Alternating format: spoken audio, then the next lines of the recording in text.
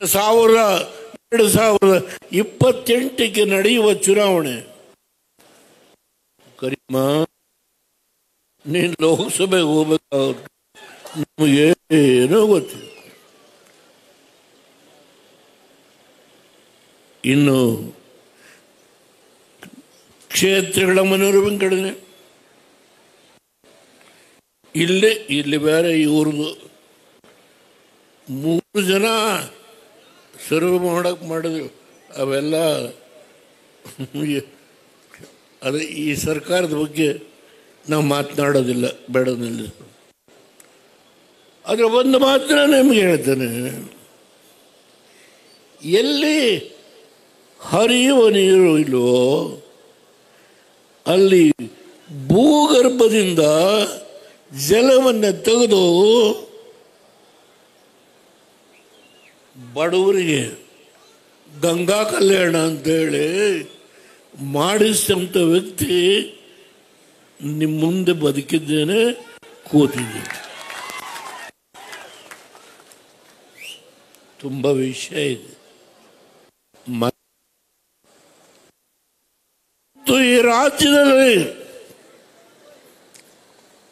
Milk federation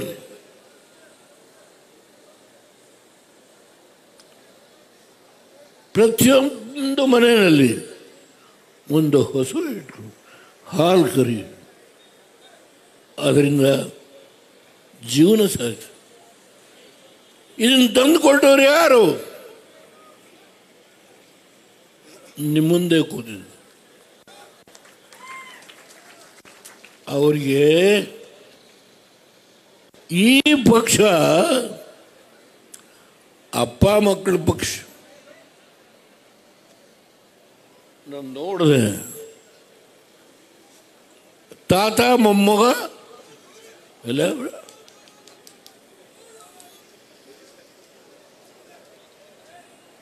Chikkanahalli Suresh Babu ಮೊಮ್ಮಗನ ಇಲ್ಲಿ ಪಕ್ಕದಲ್ಲೇ ಕೂತವ್ರೆ. ಇವರು ನಮ್ಮ ದೊಡ್ಡಪ್ಪನ ಮಗನ.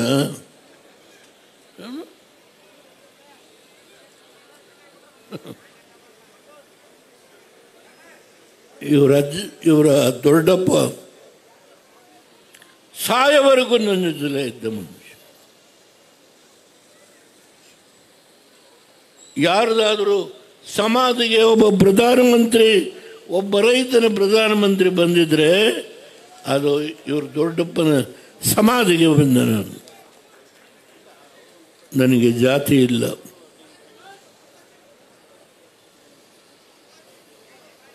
ಇನ್ನು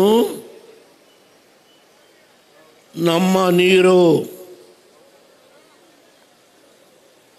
ಕೃಷ್ಣ ಯೋಜನೆಯ ನೀರು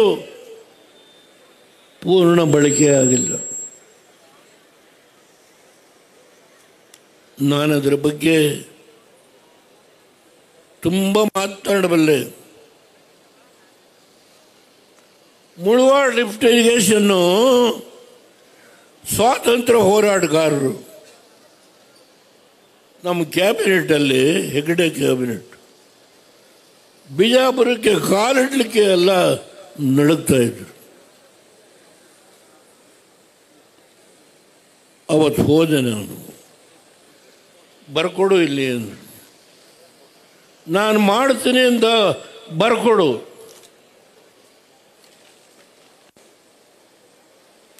ನಾನು ಯಾವ ಕಾಗದದಲ್ಲಿ ಬರ್ಕೊಡ್ಬೇಕು, ಬರ್ಕೊಡ್ತೀನಿ. ಅದನ್ನು 48 ಅಡಿ ಇವತ್ತೇನು ಆಲ್ಮಟ್ಟಿ ಜಲಾಶಯ ಇದೆಯೋ ಅಲ್ಲಿಂದ ಹೆಡ್ ವರ್ಕ್ಸು ಕ್ಲಿಯರ್ ಮಾಡಬೇಕು. ಪ್ರೈಮ್ ಮಿನಿಸ್ಟರ್ ಫೈಲ್ ಬಂತು, ಕ್ಲಿಯರ್ ಮಾಡಿದೆ. ಕರಿಯಮ್ಮನವರು ಎದ್ದು ನಿಂತ್ಕೊಂಡ್ರು. ನನಗನ್ನಿಸ್ತದೆ ಕರೀಂನವರು ಎದ್ದು ನಿಂತು ಅವರ ಪರಿಚಯವನ್ನು ನಿಮಗೆ ಮಾಡಿಕೊಡಬೇಕಾದ ಅವಶ್ಯಕತೆ ಇಲ್ಲ, ಈ ಮಾತನ್ನು ಹೇಳ್ತೇನೆ. ಅವರ ಭಾಷಣ ಕೇಳ್ತಾ ಇದ್ದೆ ನಾನು. ಏನೇನು ಮಾಡಿದ್ದೀನಿ, ಏನಾಗಬೇಕು ಎಲ್ಲ ಹೇಳ್ಕೊಂಡು ಬರ್ತಾಯಿದ್ರು. ಈಗ ನೀರು ಬಗ್ಗೆ, ನೀರು ಬಂದಿದೆ ಅನ್ನೋದಕ್ಕಿಂತ ಹೆಚ್ಚಾಗಿ ಇನ್ನೂ ಸುಮಾರು ಒಂದು 10 ಕೆಲಸಗಳನ್ನು ಈ ದೇವದುರ್ಗ ತಾಲೂಕಿಗೆ ಮಾಡಬೇಕು ಅನ್ನುವ ಹಂಬಲ ಈ ಹೆಣ್ಣುಮಗಳಿಗೆ. ನಾನು ಹೊಗಳಲಿಕ್ಕೆ ಬಂದಿಲ್ಲ. ಇಲ್ಲಿ ಈ ರಾಜ್ಯದ ಪ್ರತಿಯೊಂದು ಜಿಲ್ಲೆ, ತಾಲೂಕು ಎಲ್ಲ ವಿಷಯಗಳ ಬಗ್ಗೆ ಸಾಕಷ್ಟು ಪರಿಚಯ ಇದೆ. ಇವತ್ತು ನಿಖಿಲ್ ಕುಮಾರಸ್ವಾಮಿಯವರು ನಮ್ಮ ಚಿಕ್ಕನಹಳ್ಳಿ ಸುರೇಶ್ ಬಾಬು ಅವರು ಈ ಕಡೆ ನಮ್ಮ ಶರಣಗೌಡ ಪಾಟೀಲ್ ಹಾಗೂ ನಾಡಗೌಡರು ಇವರೆಲ್ಲ ಕಾಶಿಪುರದ ಬಂಡಪ್ಪನವರು ಇಡೀ ರಾಜ್ಯದಲ್ಲಿ ಕುಮಾರಸ್ವಾಮಿಯವರು ಈ ರಾಷ್ಟ್ರದ ಉಕ್ಕು ಮತ್ತು ಕಬ್ಬಿಣ ಎರಡು ಇಲಾಖೆಗಳ ಜವಾಬ್ದಾರಿಯನ್ನು ಕೇಂದ್ರ ಸರ್ಕಾರದ ಪ್ರಧಾನಮಂತ್ರಿಗಳಾದ ನರೇಂದ್ರ ಮೋದಿಯವರು ಅವ್ರನ್ನ ಕರೆದು, ನೀ ಈ ರಾಷ್ಟ್ರದಲ್ಲಿ ಎಲ್ಲ ಏನು ಈ ಸಂಸ್ಥೆಗಳು ಸ್ವಲ್ಪ ಮಟ್ಟಿಗೆ ಚೇತರಿಸಿಕೊಳ್ಳುವ ಕೆಲಸವನ್ನು ಮಾಡಬೇಕು ಅಂತ ಹೇಳಿ ಅವ್ರಿಗೆ ಜವಾಬ್ದಾರಿ ಕೊಟ್ಟ ಮೇಲೆ ಈ ಪಕ್ಷವನ್ನು ಕಟ್ಟಬೇಕಲ್ಲ. ಈ ರಾಷ್ಟ್ರದಲ್ಲಿ ದಯಮಾಡಿ ಯಾರೂ ಅನ್ಯತಾ ಭಾವನೆ ಮಾಡಬೇಡಿ. ದೇವೇಗೌಡರಿಗೆ 93 ವಯಸ್ಸು. ಇವರು ನಮ್ಮ ಮುಖಂಡಗಳೆಲ್ಲ ಸೇರಿ ಒಂದು ಸ್ಟ್ಯಾಚ್ಯೂ ಮಾಡಿಸಿದ್ದಾರೆ. ಅದರ ಇನಾಗ್ರೇಷನ್ಗೋಸ್ಕರಲೇ ನಾನು ಬಂದಿದ್ದೇನೆ ಎನ್ನುವ ಭಾವನೆ ದಯಮಾಡಿ ತಾವಿಟ್ಕೊಳ್ಬೇಡಿ. ನಿಮ್ಮನ್ನೆಲ್ಲ ನೋಡೋದೇ ಒಂದು ಸಂತೋಷ. ಇಡೀ ರಾಯಚೂರು ಜಿಲ್ಲೆಯ ಅನೇಕ ತಾಲೂಕುಗಳಿಂದ ಹೆಲಿಕಾಪ್ಟರ್ ನಿಂತಾಗ ಅಲ್ಲಿ ಇದ್ದ ಜನಸಮೂಹವನ್ನು ನಾನು ನೋಡಿದೆ. ಅಲ್ಲಿಂದ ಮುಂದಕ್ಕೆ ಇಲ್ಲಿಗೆ ಬರೋವರೆಗೆ ಈ ಸೋದರಿ ಹೆಣ್ಮಕ್ಕಳದು ಅವರು ಪೂರ್ಣ ಕುಂಭ ಉದ್ದಕ್ಕೆ ಸ್ವಾಗತ.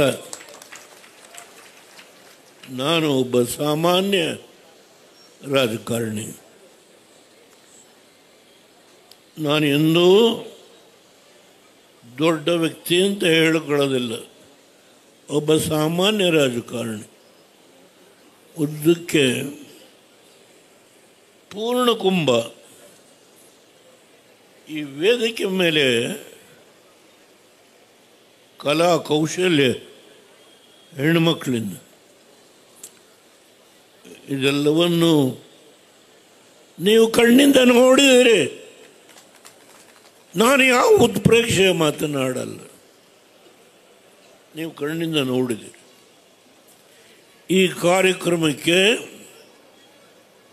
ನಮ್ಮ ಪಕ್ಷದ ಶಾಸಕರು ಯಾರನ್ನೂ ಬಿಟ್ಟಿಲ್ಲ. ಬಿಜಾಪುರದಿಂದ ಗುರುಮಠಕಲ್ ಲೀಡ್ರು ಇಲ್ಲಿ ಕೂತಿದ್ದಾರೆ.